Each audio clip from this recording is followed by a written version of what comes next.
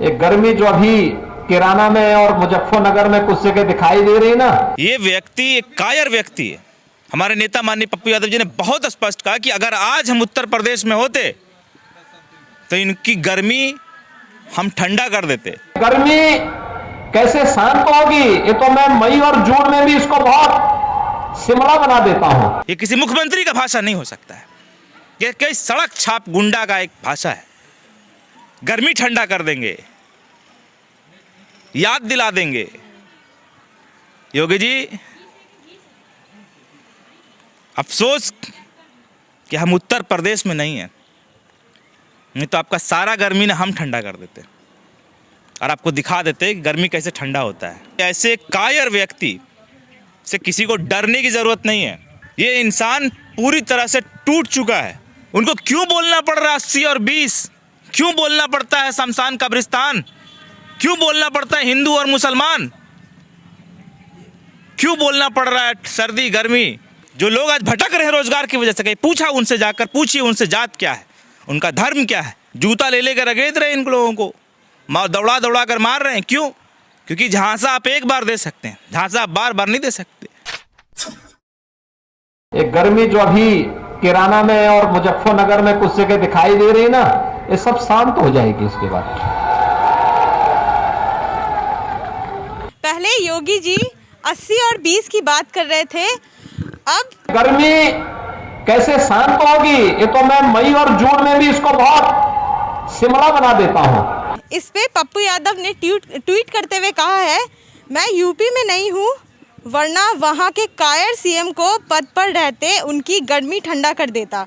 इस पे हम बात करेंगे जाप के प्रवक्ता शाहान प्रवेश से। मैं सबसे पहले बात तो उत्तर प्रदेश के मुख्यमंत्री योगी आदित्यनाथ जी को ये बता देना चाहता हूँ कि जब आज से 4 साल पहले 5 साल पहले जब उन्होंने शपथ लिया था मुख्यमंत्री का, तो उन्होंने संविधान को सामने रख के शपथ लिया था और उन्होंने इस बात को माना था कि बिना किसी भाव के, द्वेष के, सभी वर्गों के लिए विधि और संविधान के द्वारा बनाए गए नियम और कानून से चलेंगे और भेदभाव नहीं करेंगे। आज आप बताइए कि जिस प्रकार का भाषा का प्रयोग एक मुख्यमंत्री के द्वारा किया जा रहा है, क्या यह संवैधानिक हो सकता है? क्या एक मुख्यमंत्री, किसी राज्य का मुख्यमंत्री किसी एक विशेष धर्म के लोगों के प्रति इस प्रकार की नफरत की बातें कर सकता है? तो मेरा ये मानना है कि ये जो बयान उन्होंने दिया है, ये ना किसी मुख्यमंत्री का हो सकता है, ना ये बयान किसी संवैधानिक पद पे बैठे हुए किसी भी व्यक्ति का हो सकता है, और ना ये बयान किसी महात्मा और किसी संत का हो सकता है। हमारे नेता माननीय पप्पू यादव जी ने बहुत स्पष्ट कहा कि ये बयान केवल और केवल एक कायर व्यक्ति का है, जिसको इलेक्शन अपना हारता हुआ दिख रहा है, और इस हारते हुए इलेक्शन को बचाने के लिए वो नफरत की राजनीति उत्तर प्रदेश और पूरे देश में फैला देना चाह रहा है।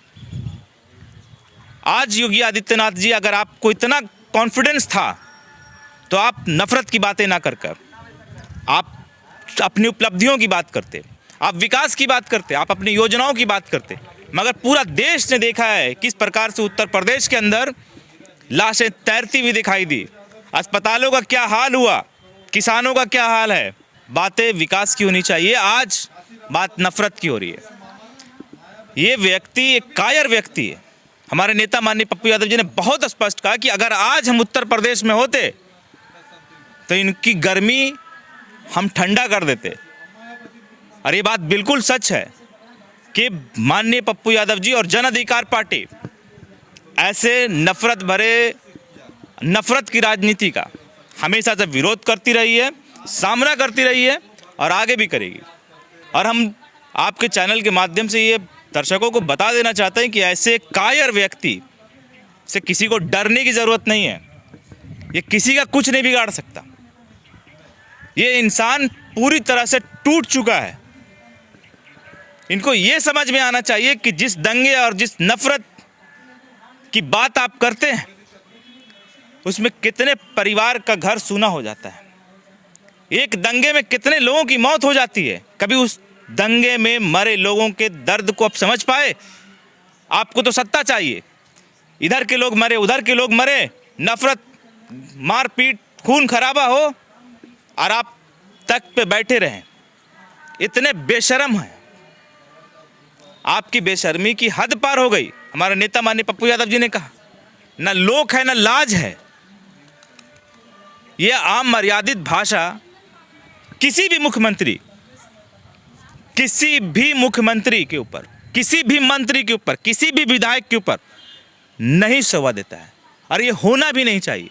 और इस प्रकार का भाषा जन अधिकार पार्टी मानती है कि पूर्ण रूप से असंवैधानिक है और इलेक्शन कमीशन को इस पर तुरंत एक्शन लेना चाहिए।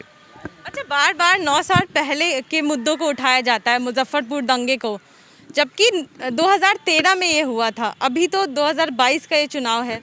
देखिए, मैंने आपको बोला कि इन लोगों के पास कोई और मुद्दा नहीं है।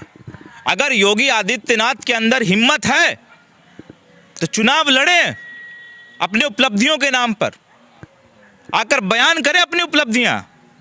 उनको क्यों बोलना पड़ रहा 80 और 20? क्यों बोलना पड़ता है शमशान कब्रिस्तान? क्यों बोलना पड़ता है हिंदू और मुसलमान? क्यों बोलना पड़ रहा है सर्दी गर्मी? क्योंकि आपके पास उपलब्धि नहीं है। आपने किसी का भला नहीं किया है। आप देश के अंदर नफरत की राजनीति फैलाकर और आप राजनीतिक रोटी सेक रहे हैं। आप कुर्सी बचाना चाह रहे हैं दूसरे का खून बहाकर। आप अपनी कुर्सी बचाना चाहते हैं दूसरों का गला घोटकर। आपसे बड़ा बेशर्म इस देश में कोई नहीं। अच्छा, योगी जी बोले हैं कि ये लोग इत्र के मित्रता को बढ़ा रहे हैं। इसका क्या मतलब हुआ, इत्र के मित्रता को? कि मित्रता कर रहे हैं कि अल्टीमेटली योगी आदित्यनाथ जी का जो एजेंडा है, मैंने आपको बोला कि कोई भी मुख्यमंत्री किसी धर्म विशेष के खिलाफ बात नहीं कर सकता। और अगर वो कर रहा है, लगातार किसी एक समुदाय को टारगेट कर रहा है, तो वो कहीं ना कहीं वो एक मुख्यमंत्री नहीं है और वो अपने मुख्यमंत्री का दायित्व नहीं समझ रहा है। और जो व्यक्ति अपने मुख्यमंत्री का दायित्व नहीं समझ रहा है उसको आप मुख्यमंत्री ना समझें, ठीक है। और मैंने आपको पहले भी बोला और हमारी पार्टी पहले भी मानती है कि भाजपा और भाजपा का चरित्र ही यही रहा है कि देश के अंदर नफरत का आधार हो, राजनीति नफरत के आधार पर हो, देश के अंदर माहौल खराब हो ताकि आप रोजगार की बातें ना कर सकें, ताकि आप डेवलपमेंट की बातें ना कर सके, आप शिक्षा की बातें ना कर सके, आप अस्पताल की बातें ना कर सके। आपको वो दिन अभी भी याद होगा कि नदियों में तैरती लाशें, वो शमशान घाट में कफन तक खींचने का काम योगी की सरकार ने किया। महिलाओं की सुरक्षा के मामला में यूपी नंबर 1 पे आ गया। यूपी में शासन नहीं, यूपी में गुंडागर्दी चल रही है। यूपी में गुंडागर्दी, सरकारी गुंडागर्दी चल रही है। ये भाषा किसी मुख्यमंत्री का नहीं हो सकता। ये भाषा एक सड़क छाप गुंडे का है। और जन अधिकार पार्टी ने इसका मुंहतोड़ जवाब दिया कि अगर हम यूपी में होते तो इनको दिखा देते कि इनकी गुंडागर्दी कैसे चलेगी और कैसे करेंगे गुंडागर्दी। इन नफरत की राजनीति को जन अधिकार पार्टी पूरे भारत में नहीं पनपने देगी। और खुला चुनौती है योगी आदित्यनाथ जी को और भाजपा को कि अगर राजनीति करनी है आपको, आप मुद्दे की राजनीति कीजिए। आप धर्म की राजनीति करेंगे और किसी धर्म को टारगेट करेंगे तो जन अधिकार पार्टी और हमारे नेता माननीय पप्पू यादव जी सबसे आगे खड़े होंगे और इसका विरोध करेंगे, चाहे हमारे अपनी जान देनी पड़े। इस बात की कोई चिंता नहीं है। किसको टारगेट करते हैं, क्यों बोलना पड़ता है 80-20, क्यों बोलना पड़ता है शमशान कब्रिस्तान? आप क्यों नहीं बात करते महिला सुरक्षा पे? महिलाओं की सुरक्षा पे बात कर लीजिए, बात कर लीजिए युवाओं के रोजगार की बात कर लीजिए, बात कर लीजिए शिक्षा व्यवस्था की, बात कर लीजिए प्रशासन की, बात कर लीजिए पुलिस व्यवस्था की। तो आप नहीं बात करेंगे। आपको बात करना आता है केवल और केवल आप कि ऐसी नफरत फैलाओ 10 आदमी इधर से मरे, 10 आदमी उधर से मरे। ना इधर से आपको हमदर्दी है, ना उधर की हमदर्दी आपको है। आपको केवल अपनी कुर्सी से हमदर्दी है, क्योंकि आप समझ लीजिए कि अगर एक भी दंगा होगा तो दोनों तरफ के लोग मारे जाएंगे। और आप दोनों तरफ के लोगों को बलि चढ़ा रहे हैं, किसी एक तरफ के लोगों को बलि नहीं चढ़ा रहे हैं। और आपने पहले भी ऐसा किया है। ये मुजफ्फरनगर, आपने पहले भी मुजफ्फरनगर में यही किया, आपने पहले भी कैराना में यही किया। आपने हिंदू मुसलमानों को एक दूसरे से लड़ा दिया,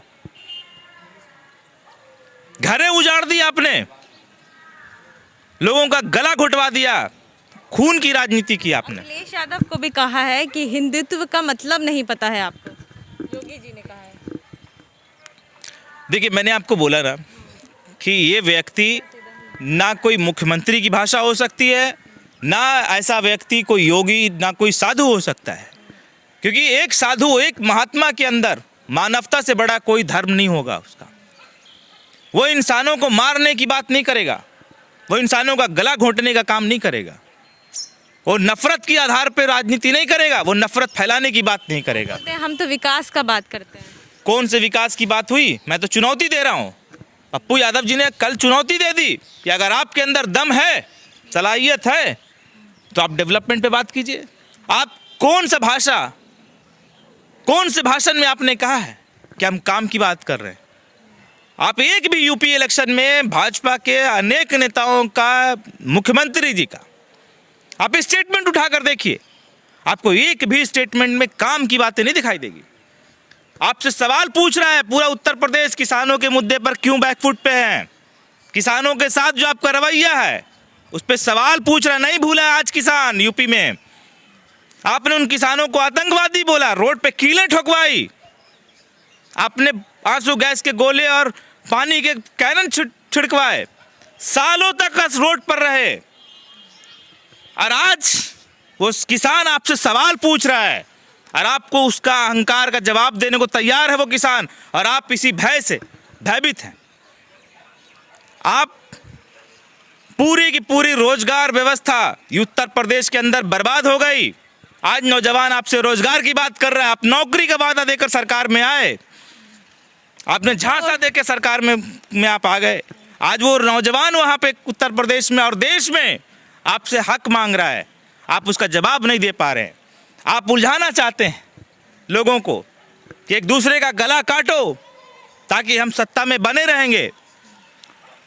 ना आपको इधर के लोगों से हमदर्दी, ना आपको उधर के लोगों से हमदर्दी, जाने दोनों तरफ की जाती है। और कोई महात्मा, कोई साधु इस बात का पक्षधर नहीं होगा कि वहाँ पे मानवता शर्मसार हो। ये मानवता को शर्मसार कर रहे हैं, ये संविधान को शर्मसार कर रहे हैं कि जिस संविधान की शपथ लेकर इन्होंने कहा था कि बिना किसी भाव द्वेष के विधि द्वारा विधि व्यवस्था के अनुसार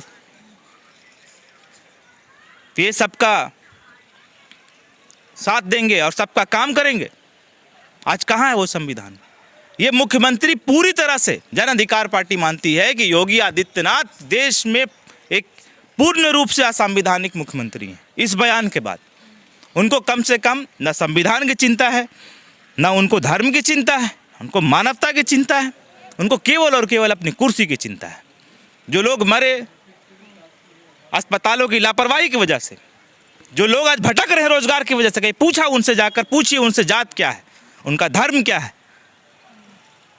पोस्टरों पे तो 2 करोड़ रोजगार देने का वादा करते हैं, तो आज क्यों जूता खा रहे हैं? जहाँ पे यूपी में जा रहे हैं प्रचार करने, इनके लोग तो जूता खा खा के भाग रहे हैं वहाँ से, जूता ले लेकर रगेद रहे हैं इन लोगों को, दौड़ा दौड़ा कर मार रहे हैं। क्यों?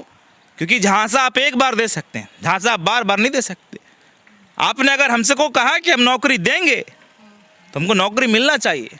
आपने कहा 2 करोड़ रोजगार देंगे, आपने 3 करोड़ रोजगार ले लिए, पूरा देश बेच दिया आपने रोजगार छीन लिया लोगों का। आज सवाल पूछ रहा है आपसे, आपने किसानों की आय दोगुनी करने का बात कहा, आप सरकार में आए, आपने किसानों को बेच दिया, किसान रोड पर आ गए।